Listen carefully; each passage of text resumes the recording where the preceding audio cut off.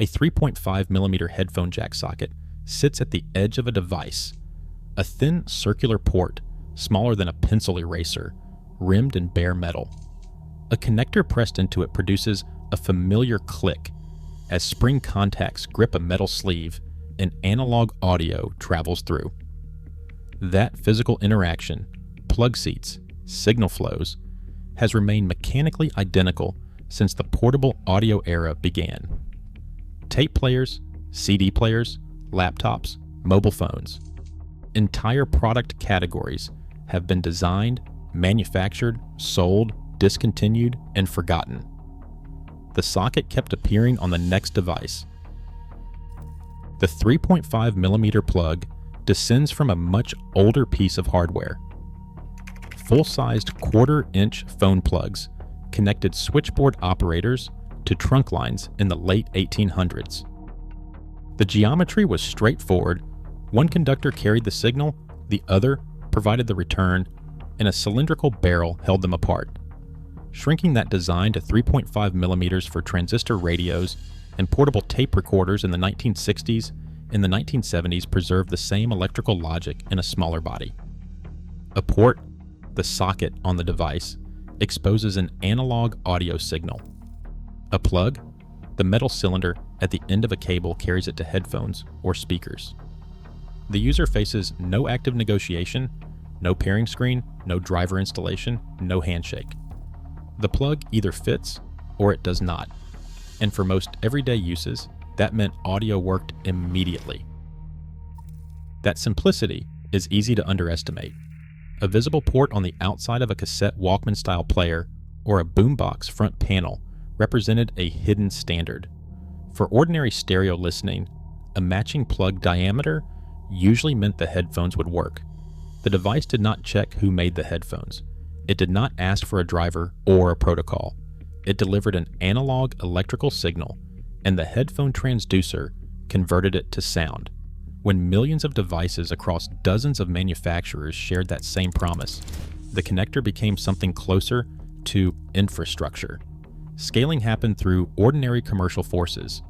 The 3.5mm jack used simple, mature components, stamped metal contacts, a small spring, and a molded plastic housing, and could be made cheaply at enormous scale.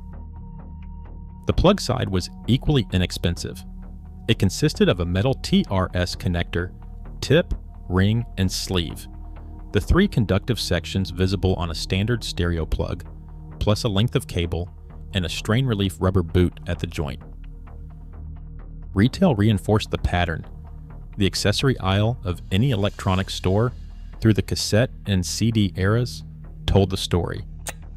Replacement foam headphones and blister packs on hanging peg hooks, coiled extension cables, gold-plated plug adapters, Y-shaped splitter cables, right-angle plugs for tight pockets. Each of those products existed because the interface was stable enough that third-party manufacturers could build accessories without coordinating with the device maker. An extension cable bought for a portable radio worked with a Discman portable CD player half a decade later. An inline volume wheel worked with anything that carried a 3.5mm output. Serviceability kept the cycle going. When a headphone cable failed, usually at the strain relief near the plug, where flex fatigue breaks internal copper strands, the failure mode was obvious. Sound cut out on one side. Static crackled when the cable bent at a certain angle. A replacement pair of headphones cost a few dollars from an accessory rack or a blister pack at a checkout counter. No firmware update, no compatibility chart, no pairing reset. The troubleshooting path was physical and familiar. Wiggle the cable, hear the fault, buy a new pair, plug in. Adapters did something structurally important. They made incompatible equipment compatible through a small, passive piece of metal. A 1/4 inch to 3.5mm adapter barrel, a hollow cylinder with a large socket on one end and a small plug on the other, let portable headphones connect to a home stereo receiver's front panel headphone jack. The adapter cost very little. It contained no electronics. It simply translated one physical geometry into another while preserving the same analog signal path. Every adapter sold represented a choice to keep existing equipment working. An inexpensive adapter barrel extended the useful life of a pair of headphones by years. Scaled across hundreds of millions of devices, the economics became self-reinforcing. The installed base, the total count of 3.5mm compatible devices and accessories already in use, grew with every adapter purchased, every replacement cable bought. Abandoning the standard meant writing off all of that accumulated compatibility, and almost nobody had a reason to. As mobile phones absorbed the functions of music players and voice recorders, the headphone jack took on additional responsibility. A standard TRS plug carried stereo audio on its tip and ring contacts, and used the sleeve for ground. Adding a microphone channel required a fourth contact, an extra ring squeezed between the existing ring and sleeve, producing what became known as a TRRS connector: tip, ring, ring, sleeve. Headsets with an inline microphone and a small control button appeared in accessory blister packs, their packaging marked with a headset icon to distinguish them from plain stereo headphones. That extra ring created a quiet fracture. Two industry consortiums assigned the microphone and ground contacts to different positions on the plug. One wiring standard called OMTP placed the ground on the outermost sleeve and the microphone signal on the third ring. The other, known as CTIA, reversed them. The plugs looked identical, same 3.5mm diameter, same 4 visible metal bands, but the internal wiring differed. Plugging an OMTP headset into a CTIA device produced clearly wrong results, distorted audio, missing channels, or a dead microphone. And the connector itself gave no visual clue why. For a connector that had been mechanically reliable across decades of hardware, this silent incompatibility felt like a breach of contract. Convergence eventually arrived.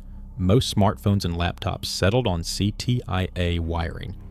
But for several years, call center headset procurement guides, instruction leaflets packed with budget earphones, and no sound troubleshooting sheets all carried the evidence of a standard that had fractured under added complexity. The physical connector had held. The wiring convention behind it had not. Removing the 3.5mm socket from a device does not eliminate the need for audio output. It reroutes that need through a different path, typically wireless transmission or a digital adapter dongle. Each alternative introduces coordination requirements that the analog jack never imposed. Wireless earbuds in a compact charging case require initial pairing. Open the case near the device, confirm a connection prompt on screen, and sometimes enter a PIN or press a button sequence. The connection depends on a full software stack, Bluetooth profiles, firmware versions, and codec negotiation between transmitter and receiver. When the process works, the convenience is real. When it fails, the failure mode is invisible. Audio stutters or drops without warning, and the troubleshooting path runs through settings menus, app permissions, and firmware update screens rather than a physical cable inspection. The 3.5mm jack persisted because too many systems depended on its promise. Cheap analog output, physical simplicity, immediate compatibility across vendors, a deep accessory ecosystem, and zero requirement for pairing, batteries, or software setup. A connector survives when it keeps working across generations of equipment without forcing the user to negotiate compatibility. More devices were built to expect it than to replace it.